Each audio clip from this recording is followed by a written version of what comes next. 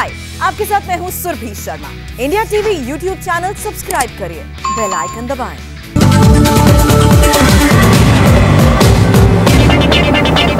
पंजाब कांग्रेस का झगड़ा सुलझाने के बाद बारी राजस्थान की है। कांग्रेस आलाकमान अब गहलोत वर्सेस पायलट की रस्साकशी खत्म कर देना चाहता है। आलाकमान के दूत कल से ही जयपुर में थे। एक तरफ सचिन पायलट की डिमांड है तो दूसरी ओर सीएम अशोक गहलोत की दलीलें हैं। अब 28 जुलाई को फिर जयपुर में जमावड़ा होगा, मगर इस बीच कांग्रेस हाईकमान ने सुलह का एक फॉर्मूला रिंग में फेंक दिया है। क्या है वो फॉर्मूला, खास रिपोर्ट से समझिए।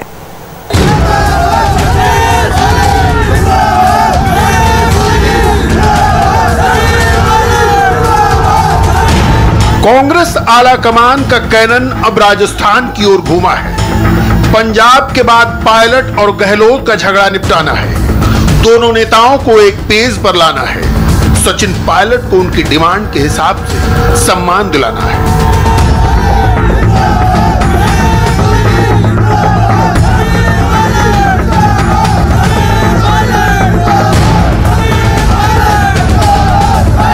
रविवार को पायलट समर्थक विधायकों का जमावड़ा जयपुर में कांग्रेस दफ्तर पर था। पायलट के समर्थन में जमकर नारेबाजी हो रही थी।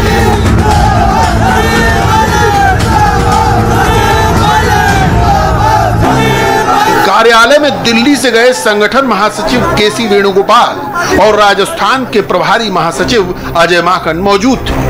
दोनों नेताओं ने विधायकों को मिलने के लिए कांग्रेस दफ्तर बुलाया।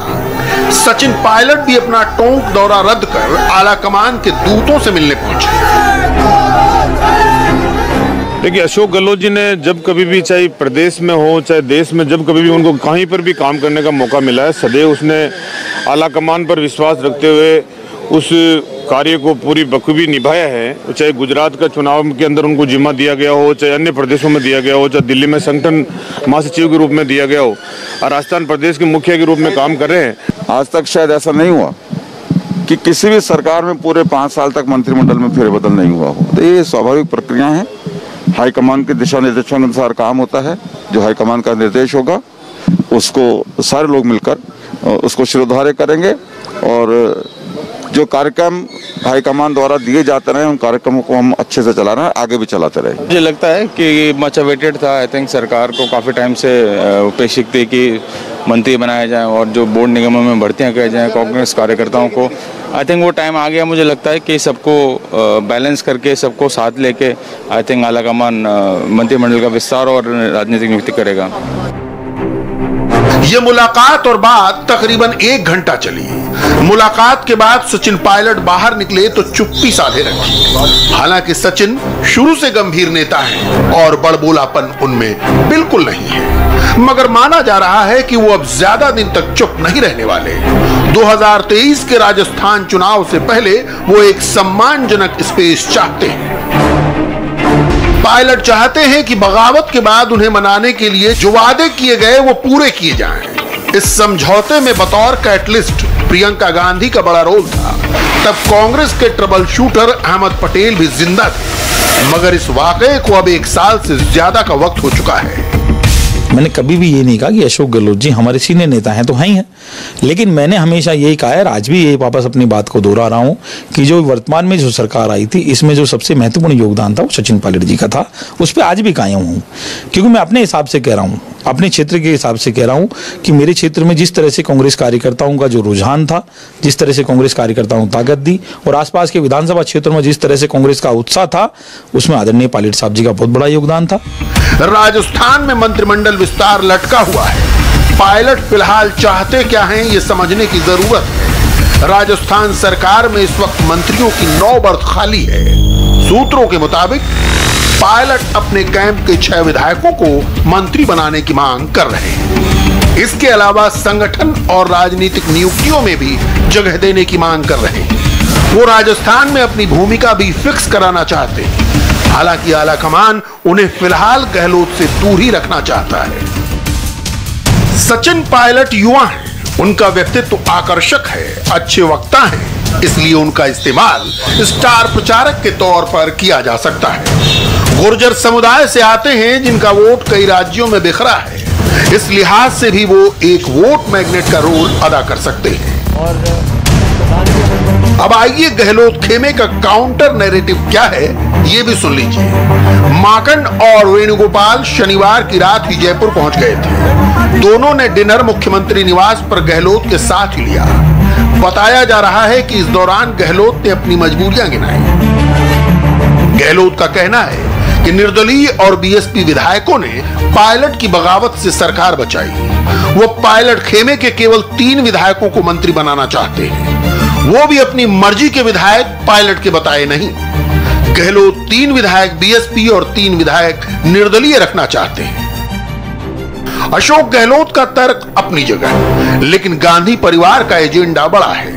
इस वक्त पार्टी पर होल्ड बढ़ाने के एजेंडा पर चल रही है। इसके लिए लॉयलिस्ट को बड़ी कुर्सियों पर भरा जा रहा है और बेलगाम ओल्ड गार्ड को हाशिए पर धकेला जा रहा है। G23 के नेताओं की अनसुनी करना इसी का नतीजा है। कैप्टन अमरिंदर लाख जोर लगाने के बाद भी सिद्धू को अध्यक्ष बनने से नहीं रोक सके। सचिन पायलट भी गांधी क्लब के सूटेबल बॉय हैं। सचिन पायलट राजस्थान के युवा चेहरा हैं और गांधी परिवार के करीबी भी। राहुल गांधी की उसी ब्रिगेड से आते हैं जिसमें कभी सिंधिया हुआ करते थे। एक नाकाम बगावत के बाद पार्टी में दोबारा वापस लाने के लिए ऑपरेशन प्रियंका गांधी की निगरानी में ही चलाया गया और वहीं पंजाब में सिद्धू को अध्यक्ष बनाने का भी बीड़ा प्रियंका गांधी ने ही उठाया। लेकिन राजस्थान में स्थिति इससे पूरी तरीके से उल्टी है, क्योंकि कैप्टन अमरिंदर सिंह 80 की उम्र पार कर चुके हैं और उनका करिश्मा खत्म हो रहा है। वहीं सिद्धू इन पर भारी पड़ रहे हैं। लेकिन राजस्थान में अशोक गहलोत की जादूगरी भी चल रही है और उनके हाथ की सफाई भी, और इस मुकाबले में सचिन पायलट अनुभवहीन साबित हो रहे हैं। ऐसे में जो बीच का रास्ता कांग्रेस के दिल्ली दरबार ने तलाशा है वो क्या है, ये भी जान लेना जरूरी है। आला कमान चाहता है कि राजस्थान में मंत्रिमंडल विस्तार नहीं बल्कि फेरबदल किया जाए। परफॉर्मेंस के आधार पर पुराने मंत्री हटें और उनकी जगह नए विधायकों को मौका दिया जाए। इस आधार पर 9 की जगह मंत्रिमंडल में कम से कम 15 चेहरों में फेरबदल हो, यानी 9 नए मंत्री बने और 6 पुराने मंत्रियों को रिप्लेस किया जाए। पहली बार विधायक बने चेहरों को मिनिस्टीरियल बर्थ न दी जाए। बचे लोगों को संसदीय सचिव के साथ संगठन के खाली पदों पर रखा जाए। लेकिन इस फेरबदल में भी पायलट और गहलोत दोनों खेमे अपनी बड़ी हिस्सेदारी चाहते हैं। अभी बड़ी मुश्किल यही है। फिलहाल 28 जुलाई को दिल्ली दरबार के दूत फिर जयपुर में होंगे और विधायकों से उनकी 1 to 1 यानी एक एक विधायक से अलग बात होगी। जो मंत्रिमंडल की चर्चा हमारे जिला कांग्रेस कमेटी के अध्यक्षों की चर्चा, हमारे बोर्ड कॉर्पोरेशन के अंदर जो पॉलिटिकल नियुक्तियों की चर्चा है, ये सब चीजों की चर्चा हम लोगों से कर रहे हैं। मैं सिर्फ एक बात कहना चाहता हूं कि सब लोगों ने एक स्वर में ये कहा है कि जो केंद्र आला कमान जो तय करेगा वो हमें मंजूर है। सब लोगों ने एक स्वर में कहा और हम लोग बहुत जल्द इन सब चीजों के ऊपर हम लोग फाइनल फैसला करेंगे, क्योंकि कहीं पर भी कोई अब हम लोगों को कोई किसी भी प्रकार से विरोधाभास नजर नहीं आता। मैं एक और चीज कहना चाहता हूं कि मैं 28 और 29 तारीख को 2 दिन के लिए राजस्थान में मैं फिर खुद आ रहा हूं और हम लोग कांग्रेस विधायकों से मैं यहाँ पर आकर के एक एक करके सबसे अलग बात करके जिला और ब्लॉक के बारे में उनसे मंत्रणा करूंगा, क्योंकि हम चाहते हैं कि हम लोग कोई भी निर्णय जिला और ब्लॉक का करें